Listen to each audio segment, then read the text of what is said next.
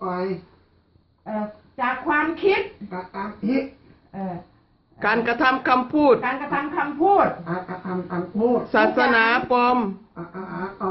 ที่ไปโกหกคนออกไปให้หมดในพระนามพระเยซูคริสต์เจ้าข้าพเจ้าเป็นไทยแล้วณบัดนี้เอาเจิมน้ำมันให้เราไหมเจิมให้เพื่อนได้แล้วขอเจิมแล้วเพราะว่าพระเจ้าเสด็จลูกขอเจิมโดยไฟของพระองค์ในพระนามพระบิดาพระบุตรพระญาณบริสุทธิ์เราขอเจิมท่านนี้ให้เป็นบุตรของพระเจ้าโดยฤทธิเดชแห่งการเขนของพระองค์เดี๋ยวนี้ท่านจะเป็นผู้ชนะท่านจะเป็นหัวไม่เป็นหางท่านจะย่างเท้าออกไปท่านจะเป็นผู้ประกาศที่ยิ่งใหญ่ในเรื่องของพระเจ้าเพราะท่านได้มาพบกับพระองค์ผู้ทรงศักดิ์สิทธิ์และยิ่งใหญ่พระองค์เดียวเราขอเจิมท่านให้เป็นผู้รับใช้